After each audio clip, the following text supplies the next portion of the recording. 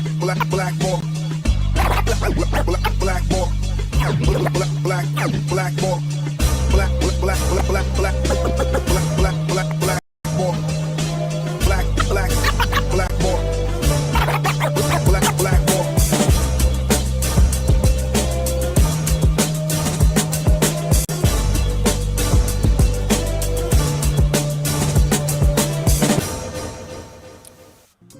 What is up, everybody? My name is James D. Fiore, and this is Blackballed.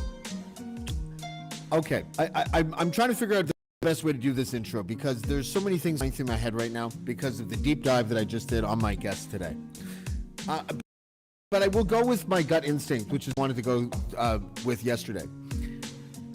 This man's career, we're going to talk about is the bookends of his career. Well, one bookend is still, so at least where it started from to where he is now, and how remarkable of a career that this person has had.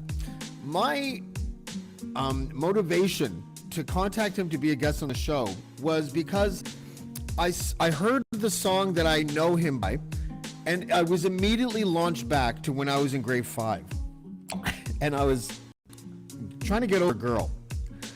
And I heard this song on the Family Ties show, and I was 10 years old, and I had to leave the room so I wouldn't bawl in front of my... And there's something magical about a songwriter who can find a way to construct a song so perfectly that it completely triggers your emotional sensors and your synapses inside your brain, or your serotonin level, whatever it does, that will evoke an emotion out of you that you weren't expecting. And once I did the deep dive on this person, I realized that the talent that he has are so renaissance, and that it's no wonder that he was able to do that. But for me to be able to come full circle in my life and talk to him when he made me cry like 30 something years ago is just an amazing kind of bit of nostalgia, and it's trippy, to be honest with you, for me. So without further ado, I would like to introduce you my guest today, and his name is Billy Vera. Billy, how are you, sir? I'm great. How are you, my friend? I'm doing well. Thank you for joining us today.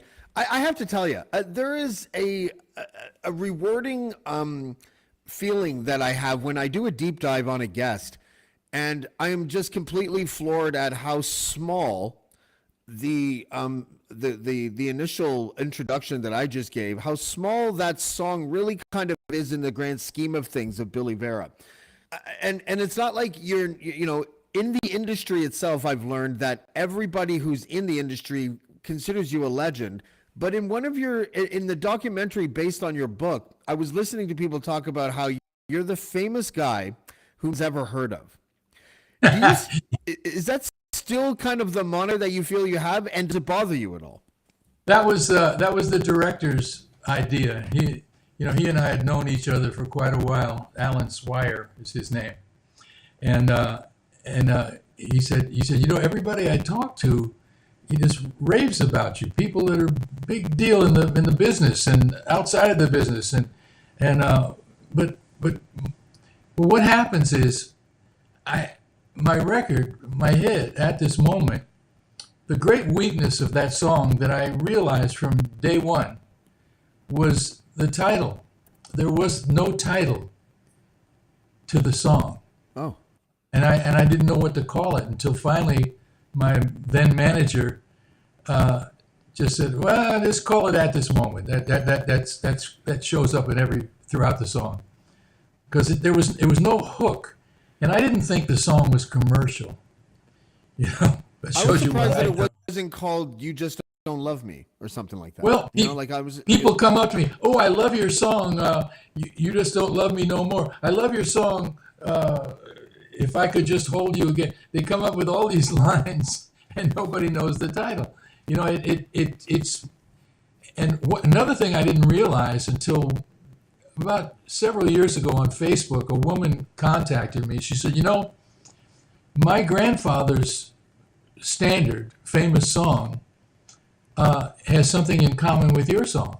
I said, what's that? And what's the song? She said, well, my grandfather wrote Moonlight in Vermont. Oh. Like one of the great songs of all time. Yeah. And she says, neither of your songs has a rhyme in it. songs usually rhyme. And I didn't even realize that. And this was like 30 years after I wrote the song. I didn't even know that there was no rhyme in it myself. And I said, wow. So it made me think. I said, well, I guess it's because it's really more of a conversation. And that also leads us to why so many people attempt to sing the song and they mess it up, because it makes them feel emotional, just as it did you as a 10-year-old boy, but it makes them over-emotionalize the song and makes them try to sing it over the top and get all melodramatic. There's and only one rhyme in the song. Which is? It's, did you think I would curse you or say things to hurt you? Right, that's an internal rhyme. That's right, yeah. But I'm a rapper, so I know about these rhyming things, right? Yeah. Jerry Lieber had told of the great Lieber and Stoller. You know who they are, of course. They wrote Hound Dog and That's right. Stand By Me and Is That All There Is, all these great songs of the rock and roll era. Anyway, Jerry was one of the great lyricists of all time, and he taught me about internal rhymes, which is something I may have done by accident from time to time, but didn't realize it myself. Let me just ask you, if you have your phone on or any other window on, can you close it? Because we're getting weird things with your audio when you talk. So I don't know if that's just random, but it wasn't doing that before it went on air. So if you have your cell phone close to you, turn it off. It's the other side of the room, but I'll put it in the kitchen. Okay, just in case. I'm not really sure what this, but in any event, I'll take it. I don't really care at this point. One thing, and we'll wait for Billy to get back to this chair there. One thing that I didn't know, and funny, when we were talking on the phone earlier, I was calling you Eminem. And the reason why, I'm going to play this quickly, and then when I come back, we'll talk about it a little bit. But it's because of this. You've got your world, and I've got mine, and it's a shame. Two grown-up worlds that will never be the same. Why can't we be like storybook children, running through the rain, hand in hand across the meadow? That is you and Judy Clay doing Storybook Children, and it was 1967 when you first started performing with her live, and you guys were the first interracial duet ever, and you played like the Apollo and stuff. That is crazy to me, and I want to know what it was like. I want to know, first of all, what it was like to feel accepted, especially by black audiences, and also what was the blowback like, because I'm sure there was some ignorant pushback when you were doing that stuff back then. Well, the blowback was minimal. And it came from television, mainly network television. They didn't feel that their sponsors would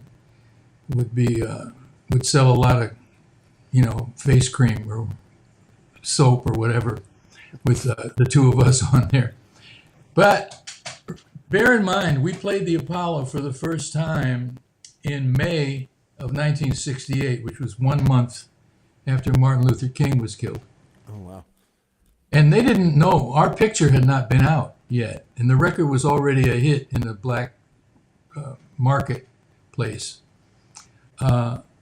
So I guess the assumption was that we were both black. So the way the Apollo worked in those days, it was a 7-day-a-week gig and 5 shows a day. So you would come up the last night after the last show of the previous week, and you would rehearse with the house band. And so I show up, and the stage manager was a guy named Honey Coles of the famous tap dance team Coles and Atkins.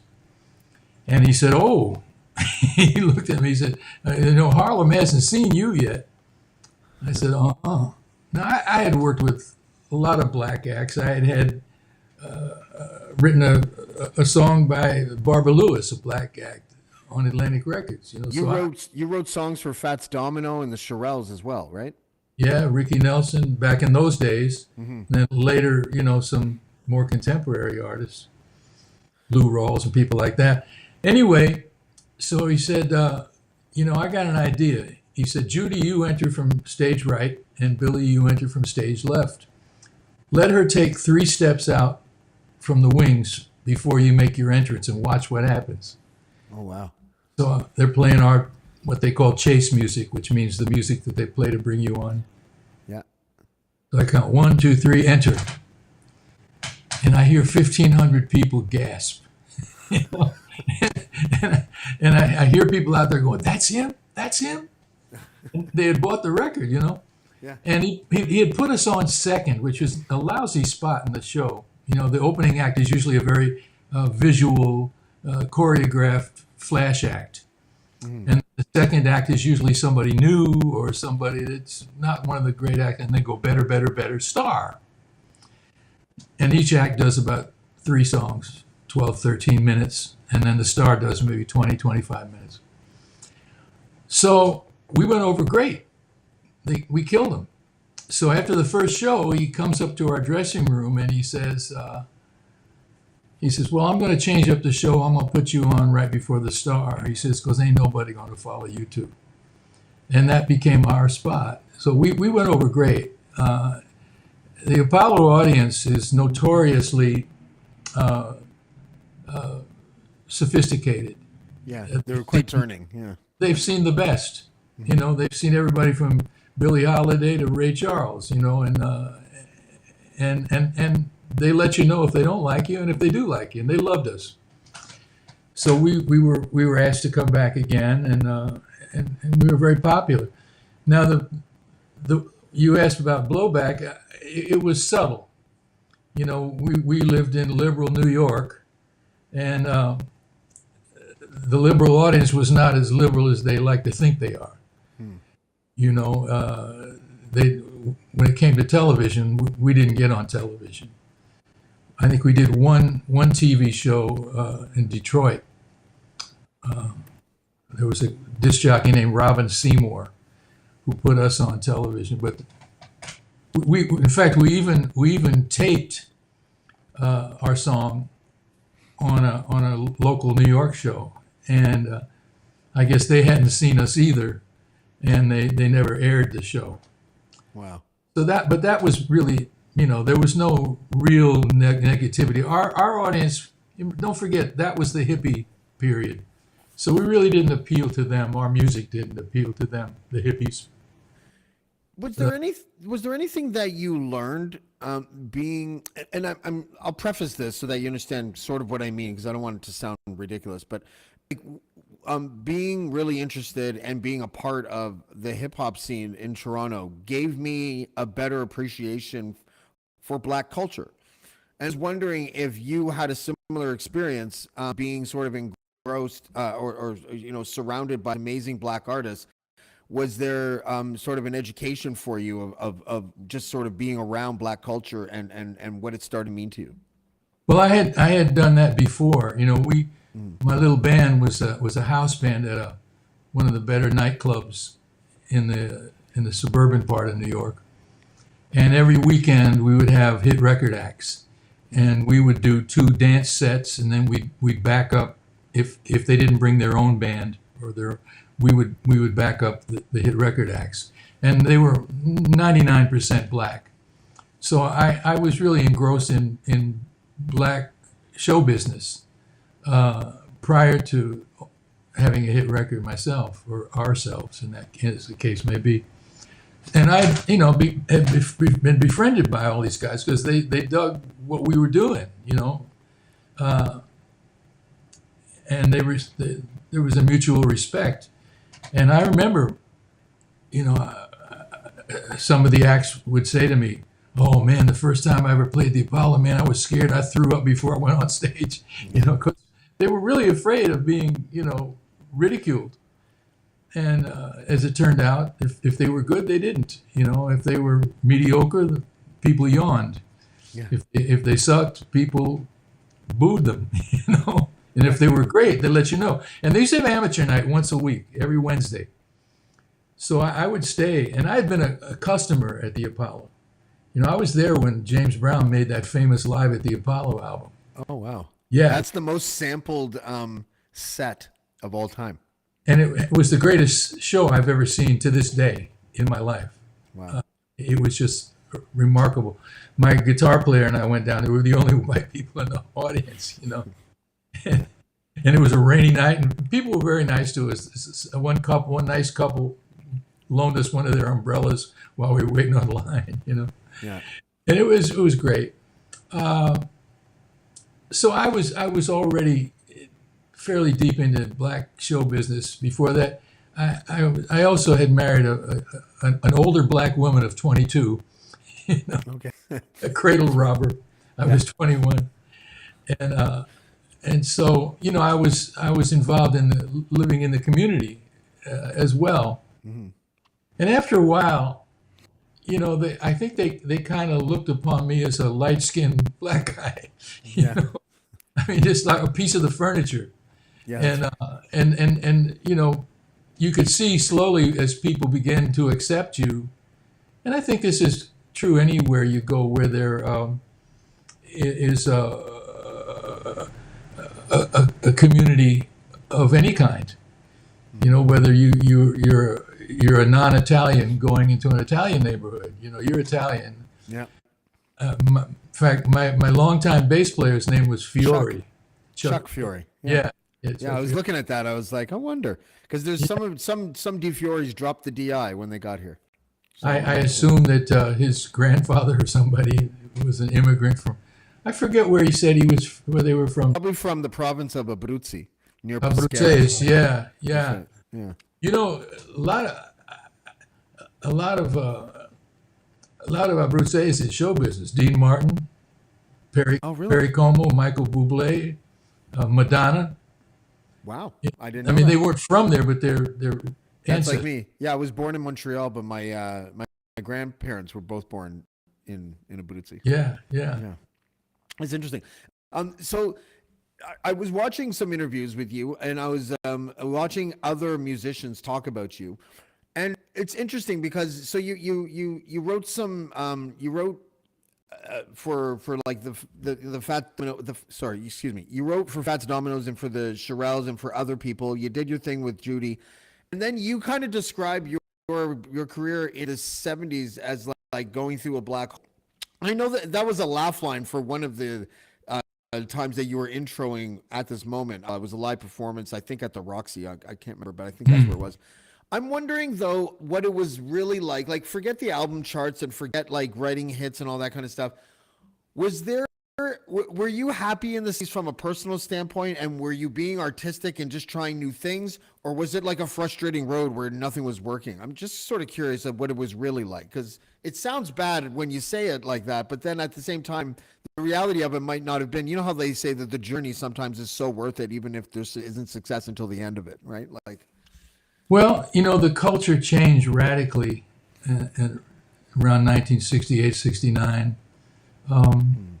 The music changed. I mean, just the entire culture changed. And so I was what was known in the day as a blue-eyed soul singer. Lousy description, but that's what they called me. And that went out of style, went out of fashion. And I spent most of the 70s trying to figure out where can I fit? How can I fit into show business and make a living for myself? I couldn't be a hard rocker. That wasn't me. I couldn't be a disco guy. That wasn't me. I couldn't be a wimpy singer-songwriter. I just couldn't figure out where I could go.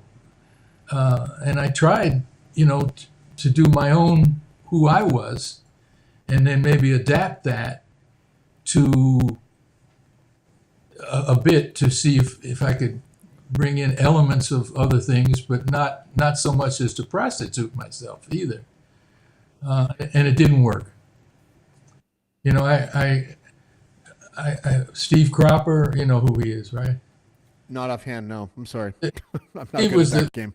Steve was from Stax Volt. He produced Otis Redding and Okay. you know all that stuff in Memphis. And anyway, he brought me to Memphis to make a record that never came out. And that was in the mid '70s, and I ended up doing survival gigs. You know, I put together a little band to play locally in the New York, Connecticut, New Jersey area.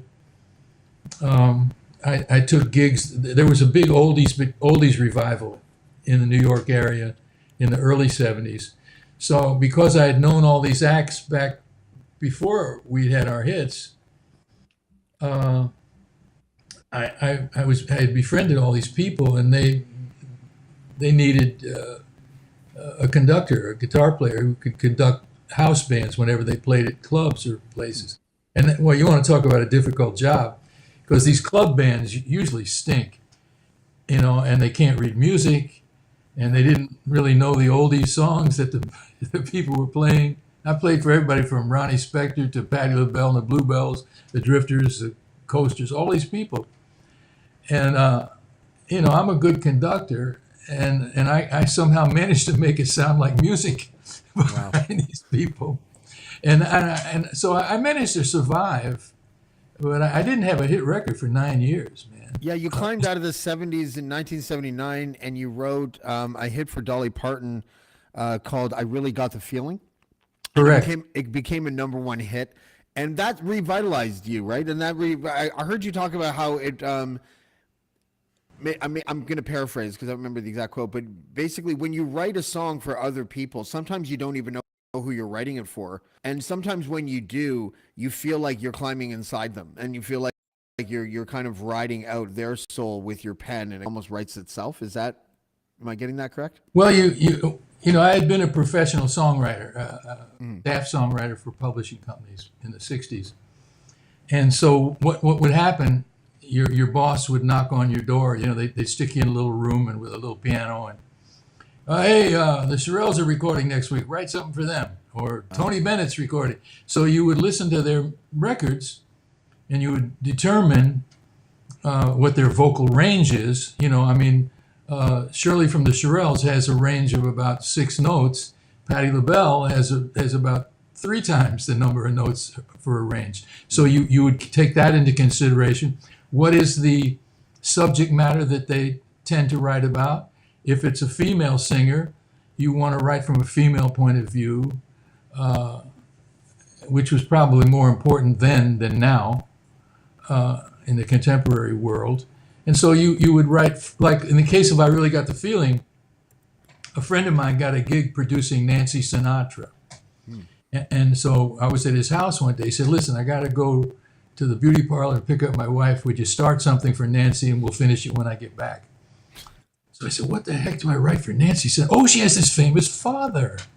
So I got a line in there. Well, I love my daddy, but it really don't matter what my daddy might say, thinking about Frank, you know. Yeah. And so I finished the song before he got back, and I played it for him. He loved it. He said, I'm going to play it for Nancy. He played it for her. She hated the song. Oh, really? And luckily, she hated the song because, you know, I went in and recorded it with a girl who was in a band, my friend's band. And she was lazy and didn't learn the song properly. So everywhere we took the record, love the song, hate the girl. Love the song, hate the girl. Last guy on my list, love the song, hate the girl, but we're recording Dolly next week. Can I have the song for her? You bet. Oh, wow. And so Dolly got it and went to #1, as you said. Did Nancy not like it because she was so tired of being mentioned in the same sentence as her dad? Who knows? Yeah. Who knows? You know, I think it was more that her friend probably wanted to publish it, you know, and that was not going to happen. That's I look at credits, and I'm fascinated with production credits for some reason, and I find that the politics must be crazy in the music industry behind the scenes, especially in pop music, because sometimes you see songs like I think it was Jay-Z, Jill Scott song, Empire State of Mind, 12 writing credits. That's nuts. You know how that happens is this never happened in the old days because the person who wrote the song was the writer, or two people, or five people, or three people that wrote the song were the writers.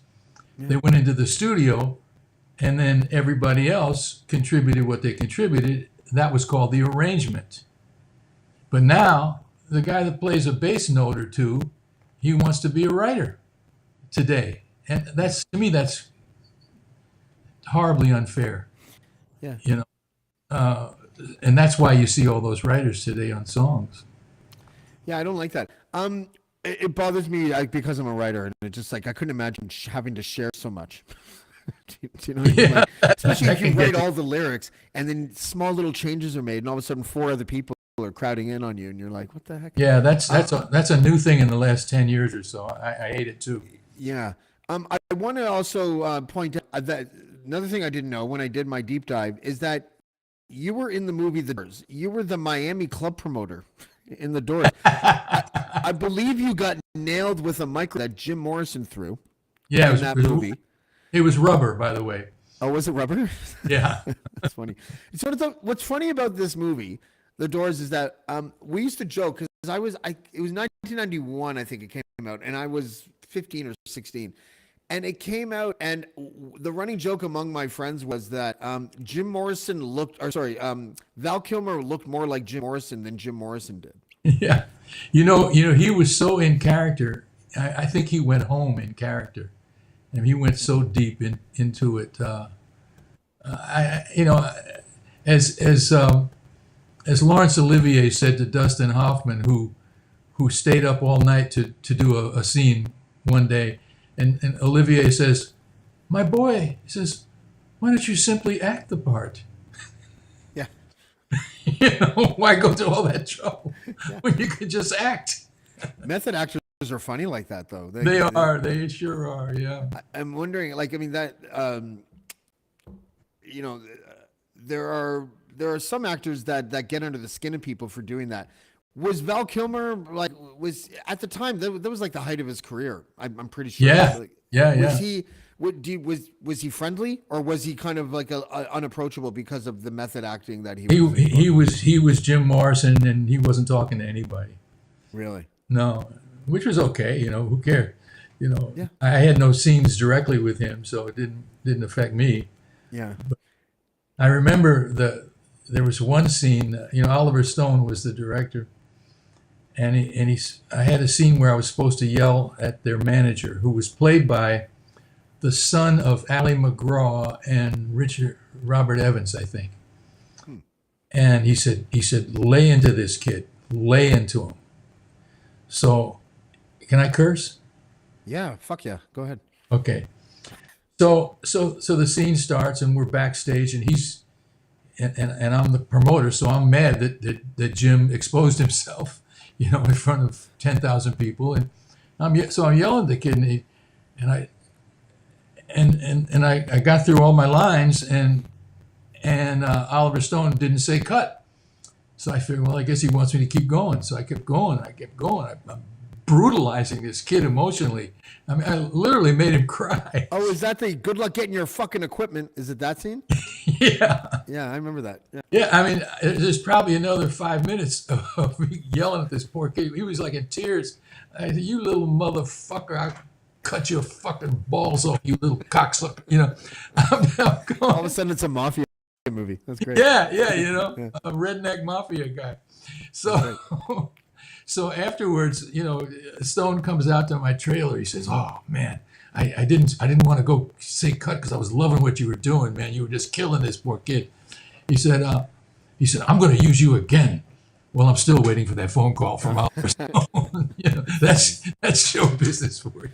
He's a director that's supposed to be really actor friendly. Like like Scorsese was like that. Martin Scorsese. I talked to Paul Sorvino, God rest his soul. I talked to Paul Sorvino, I think it was 8 years ago. I was at an event, and our two groups had dinner together, and then he sang opera for it. He sang opera for us later, which was amazing. But Yeah. but he was saying to me, like, because of course I'm asking Goodfellas questions because I love that movie, and he was like, Marty just lets you go. Sometimes he doesn't give you any lines. He's just like, hey, Joe Pesci, you're gonna trick Ray Liotta into thinking that you're mad at him, but you're not, and it's about him calling you a clown. Go. And they don't actually, like, there's no lines. They just improv the whole thing. Yeah. Yeah, there's a freedom to that, isn't there? Well, yeah, and my only experience with Scorsese was I auditioned for a movie called The Last Temptation of Christ, I remember that movie. and I was going to be Saint Peter, and he dug what I was doing, you know. So he had me get together with several guys, other apostles, and he says, look, he says, I don't want you to do all that typical biblical movie speech. He said, I want you to talk like real guys.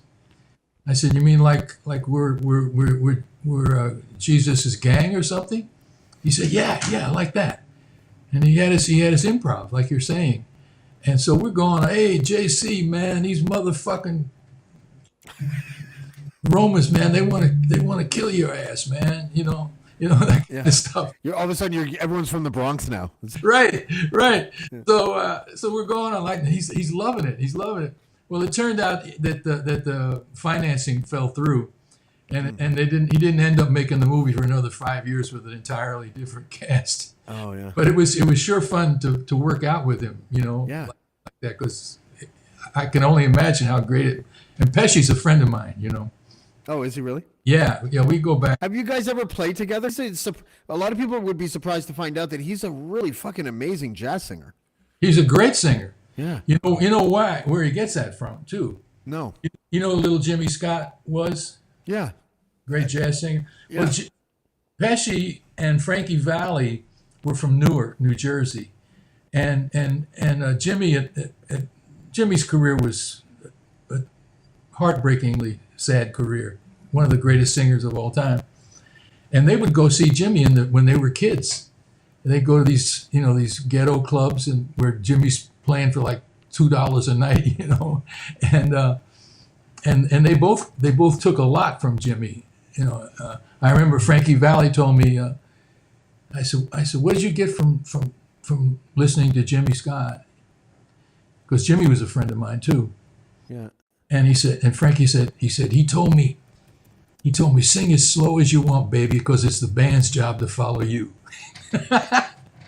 You know, that was great.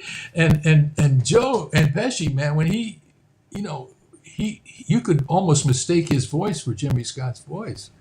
Yeah, Jimmy's his ass off, man. That guy from what's that group? Financed an album for Joe. What's the guy with the real high voice? Geddy Lee? No, I don't know the guy, but what the fuck is his name? Album band. And it's some group, probably the biggest group in the world. I can't remember the name. At any rate. Yeah, I don't see it. I can't really see it. Anyway, because his mother liked Joe's singing, he financed a really expensive album for Pesci. Really? Yeah, whenever he comes to town, he always comes to see my band. I did a big band album a few years ago, and I do a version of the old Louis Armstrong song, "When It's Sleepy Time Down South," and he likes the way I sing that, so he always requests it. It's interesting because you kind of, you kind of just threw that name casually.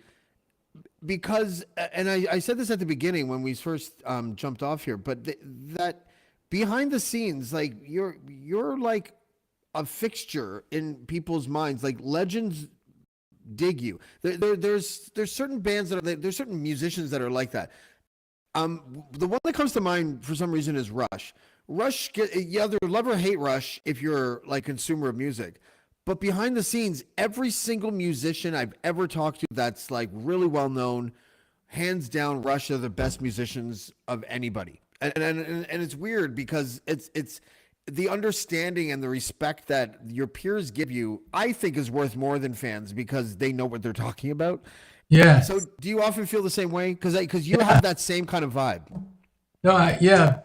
It's what's known as a singer or a guitar player, or and they're the ones that, yeah, like some big star singer will say, "You think I'm good? Well, you ought to hear this guy." Right. That, and people say, "Who?" Well, when I was growing up, there was a guy that made one hit record. I was about 13 years old. His name was Jesse Belvin, Belvin.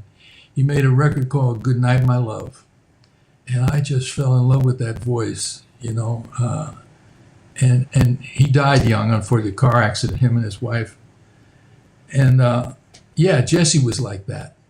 I remember I was producing Lou Rawls, and we were talking about when he first came to L.A. He drove out from Chicago with Sam Cooke. They were friends from school, Yeah. and Lou said, "Yeah, I hung around with a clique. It was me and Sam and Gene McDaniels and Johnny Guitar Watson and Les McCann and all these guys and Jesse Belvin." I said, "Oh, Jesse Belvin." I said, "Jesse's my favorite singer." He said, "Yeah." He said, he said, "Jesse was our leader. We all bowed to Jesse Belvin, even Sam, even Sam Cooke." Wow. So that's how great Jesse was. But he was a subtle singer. And I think that's one thing that I think I call them civilians, don't always get, because Jesse would, it's, how do I explain this in layman's terms? It's harder, it takes more effort and more skill to make it sound easy. I was just thinking of that. Aretha Franklin has a weird way of seeming effortless. Mm-hmm. Like she's nailing everything she does, and she does it with the same face as she would if she was like, "Can I get an order of ribs?" Right. Do you know what I mean? Like she just has a way about her that seems so easy and effortless.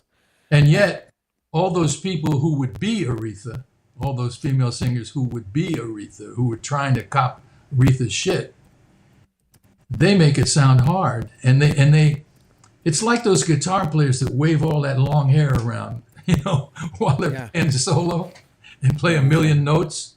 And whereas, somebody else might play half as many notes and it'll be more musical than all the million notes the other guy's playing. You know what I mean? Yeah, I do. And I'm wondering though, is that the sort of, because when I watched I don't know if you saw the documentary 20 Feet from Stardom. Oh, sure. My friend Mabel John was in that. When you watch a movie like that, and again, I'm looking into your world, not from your world. So, but when I looked at that movie, I tried to look at it from, a discerning kind of point of view, and I was left feeling two things. One is that there are so many talented people that are in the sort of just on the edge of the spotlight, not quite in it. Yeah. And I'm wondering if it's because not because their skill level, but because their presence isn't as easy and X factor as the people that are in the spotlight, or does the industry blow it sometimes? Well, it's a combination of factors, I think. You know who Cecil B. DeMille, the great silent film director, was? I know of, but I couldn't speak eloquently about him. He was asked one time, "Mr. DeMille, how would you define a star? How do you know a star?" And he thought for a second and he said, "It's somebody who, when they walk into frame or they walk onto a stage, you see their face, you see the way they walk, you hear their voice, and you never forget them." Now, there are a lot of great singers. We're talking about singers now, I guess. Yeah. And why him and not him? Why her and not her? You recognize Ray Charles the second you hear him with two notes. Yeah. You recognize Frank Sinatra. And so that the public ultimately decides based on what? Based on that lingering memory of that person's voice. And maybe some who are or great singers, technically or whatever, or even emotionally,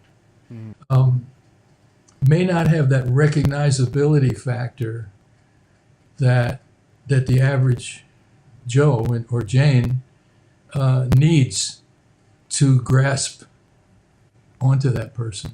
Yeah, it can be a sad existence, right? Like I know a lot of people who really tried their best to sort of make a career out of music.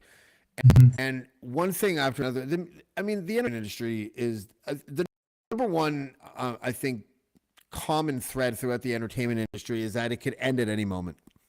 Oh, yeah. Sometimes before it even gets off the ground. And it makes me wonder then, the people that have tasted successes, I'm less interested in what it did for you when you were in the middle of that success. Like when at this moment got its second win with the Family Ties thing and it became a number one hit. I'm sure that was awesome. I'm kind of more interested if you remember writing the song and what was going on in your life when you wrote it. Absolutely. It was a number of years before, 1977. I was living like any loser musician. I was living at my mother's house at 33 years old. That's awesome. You know, and I was doing 6 nights a week local gigs with my band, and we played everything from, you know, rough and tumble mafia clubs to hippie clubs to polyester yuppie clubs, everything. I just And want you to point got- out for my listeners that there's no such thing as the mafia. Please go on, Billy. That's true. The alleged mafia. That's right. And so we were playing an upscale kind of club, and I look out at the audience, and in the front table, not that close to the front because there was a dance floor, I see this beautiful girl. She's sitting with a guy, and from the body language, I could tell she was with him, but not with him. And then there was another couple at the table. They were definitely together. And I just was floored by her. And so I asked the waitress, I said, "Who is that?" "Oh, that's Nina. She used to be a waitress here." "Oh my God, I'd love to meet her. She's beautiful." So the next time we played there, a few weeks later, maybe a month later, I get to meet her. And we started dating.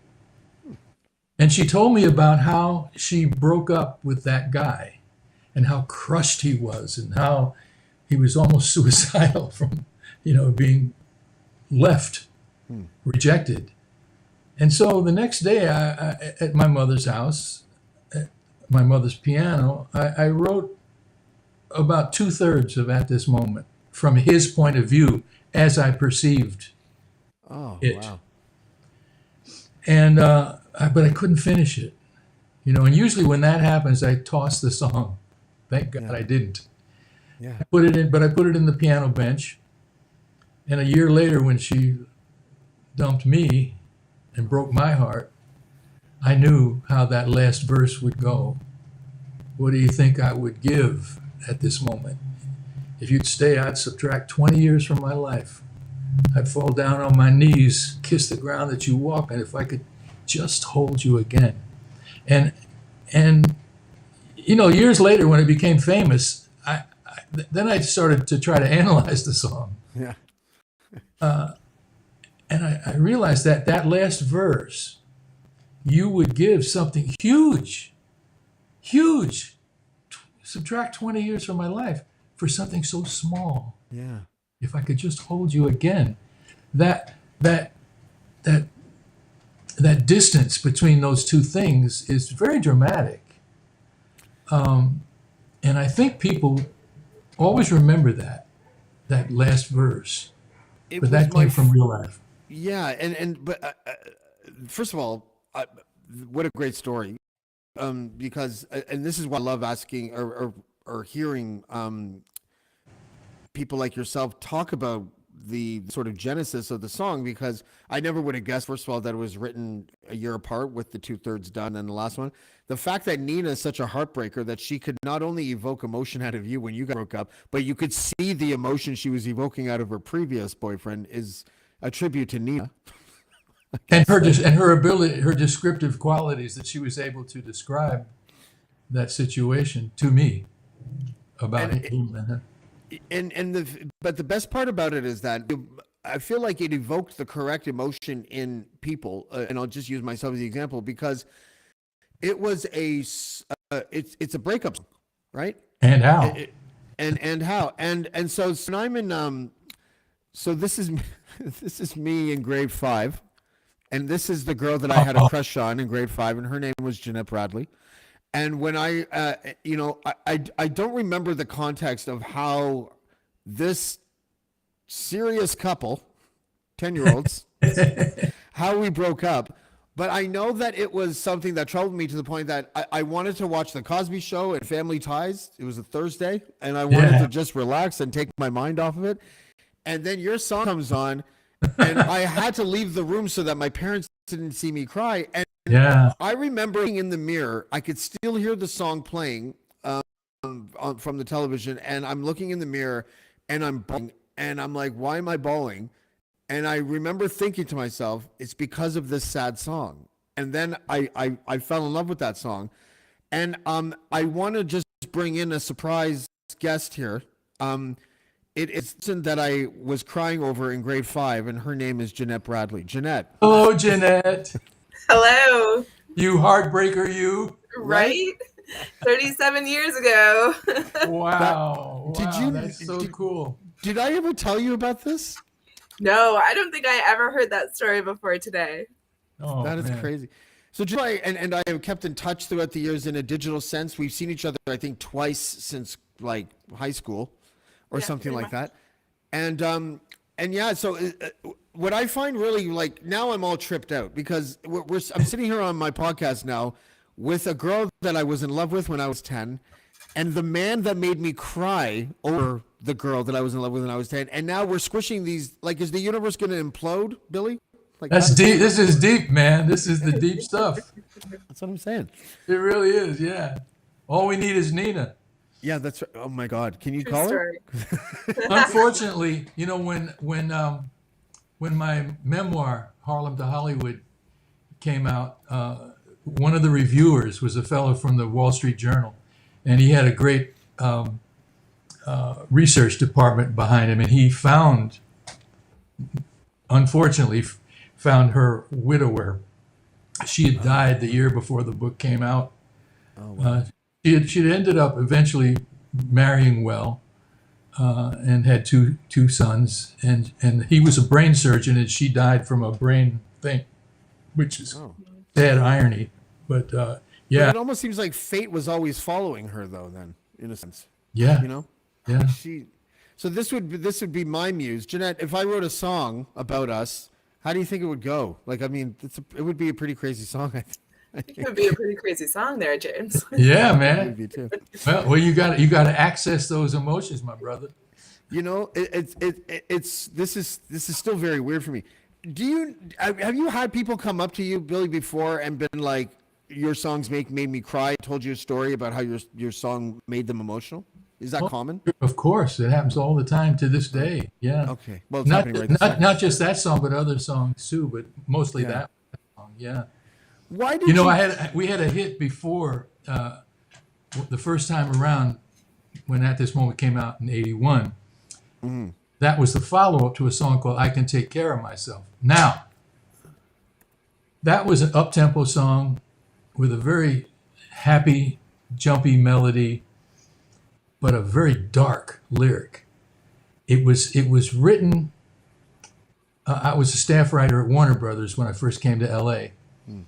And they had an office temp who came in one day, and she hit on me.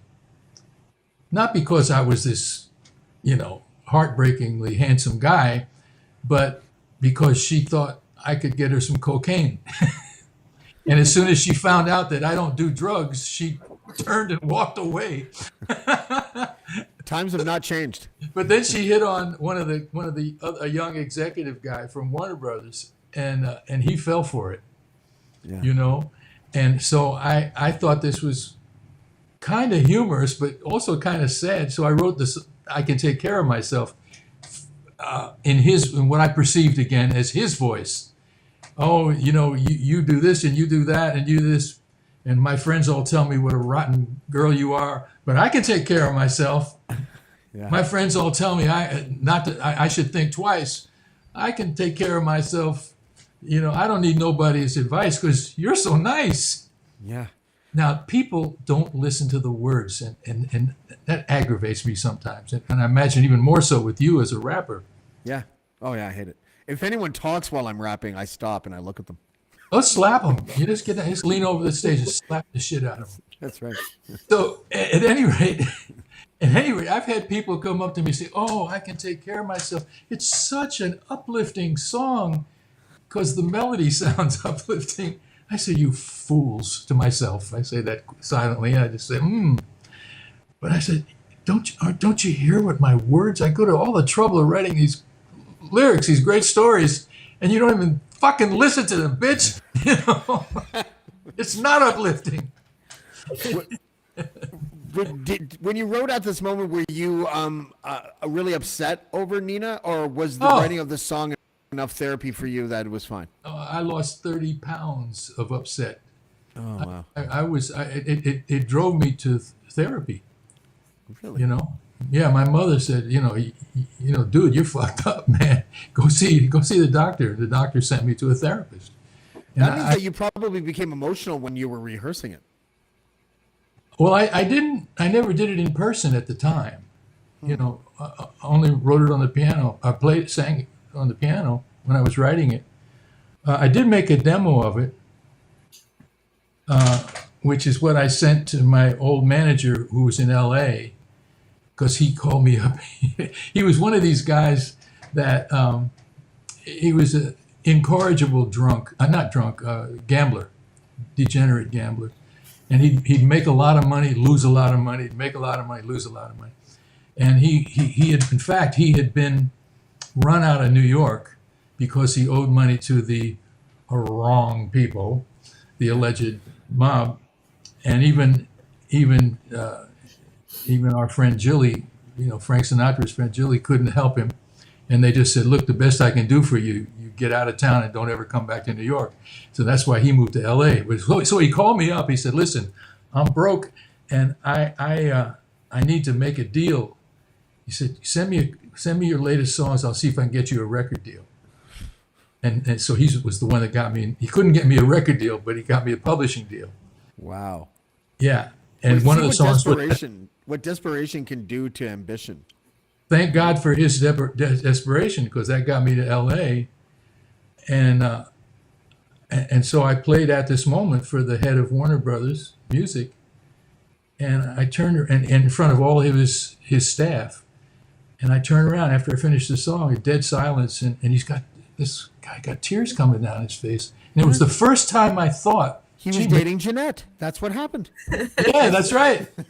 And it was the first time I said to myself, maybe this song has something, because I never thought it. I didn't think it was commercial.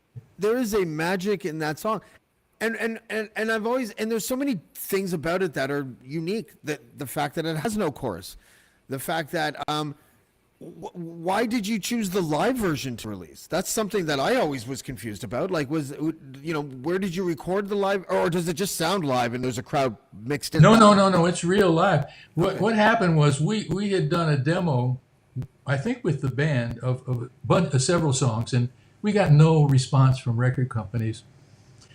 So finally we were offered. We played every Monday night at midnight, the worst night of the week, at this place, the Troubadour, which was a famous club out here in Los Angeles.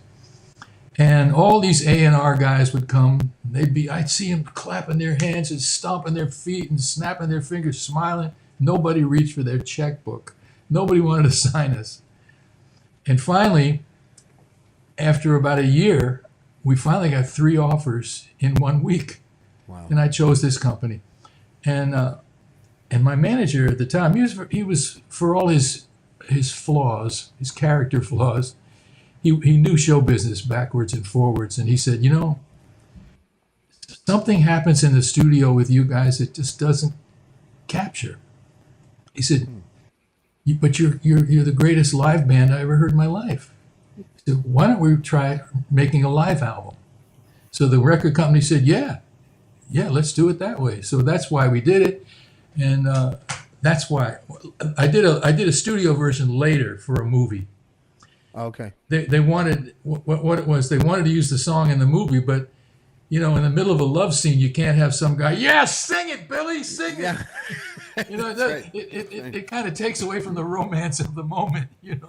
Have you done versions like that over the years live where it's like you and like an acoustic guitar or something like that? We did the one live version, studio version rather, for the movie, which I released on a little Sell It Yourself CD. Yeah. And then when I did my big band version, it was suggested that I do At This Moment with the big band, big 18 people. But the live one is the one that everybody loves. The thing about the band is it crossed every demographic line. It was on the pop charts, the country charts, the rhythm and blues charts, the adult charts, and it was young junior high school people made it their prom song. 65-year-old couples made it their song. It was one of those rare songs that is not defined by any one demographic group. It was like Unchained Melody. Like it's in that category. Yes, you're right. Very good. And it had a double. It had a second wind. Mm-hmm. Came out, and then a movie made it popular again. Ghost, right?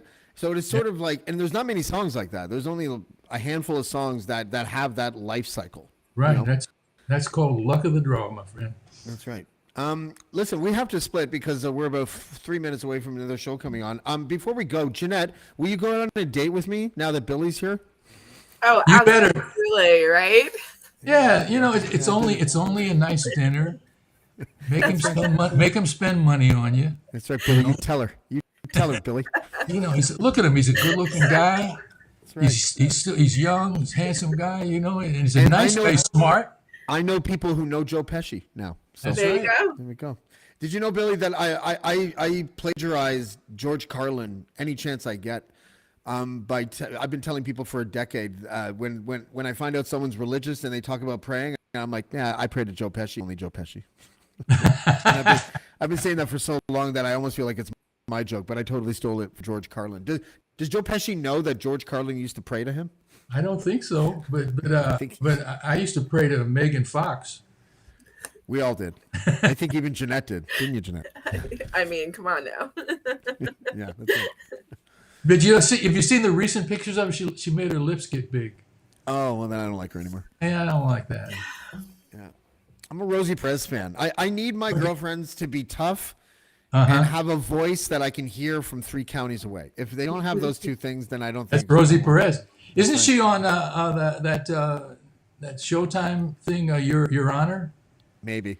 I think she plays a DA or something like that.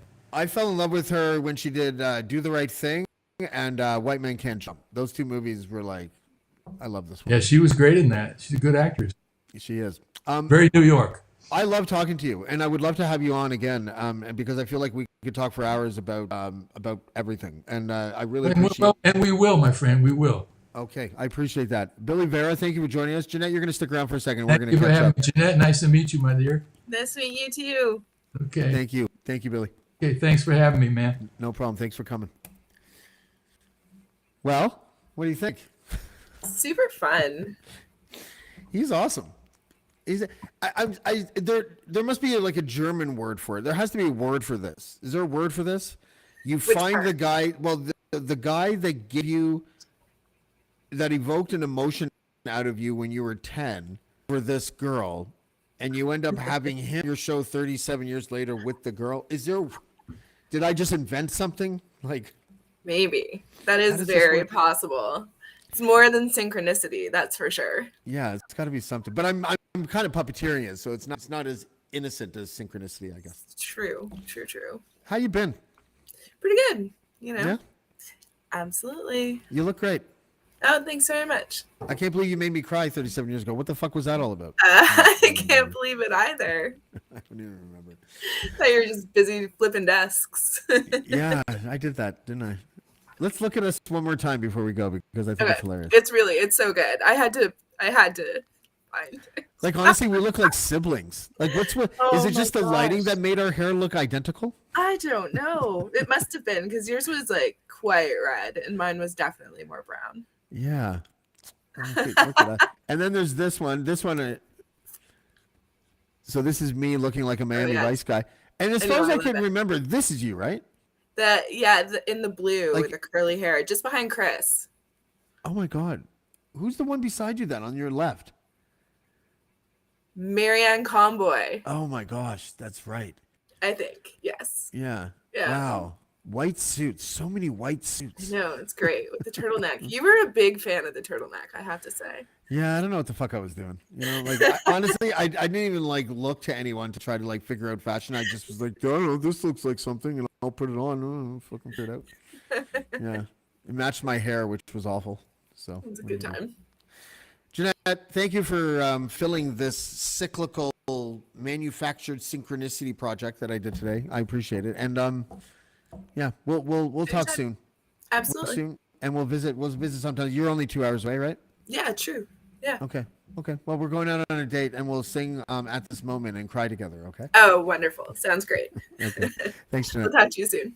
Okay. Bye. Bye. Oh, everything about this show was rewarding. I don't even care that Billy Vera's audio was all. I don't care. That was fun. He's a music legend, and I really like the fact that I get to talk with people from all walks of life. So thank you again to Billy Vera. Thank you for everyone that's been watching and listening, and we'll see you tomorrow on Casual Friday. And yeah, that's it for me. So we'll see you next time on Blackballed. Blackballed. Blackballed. Blackballed. Blackballed.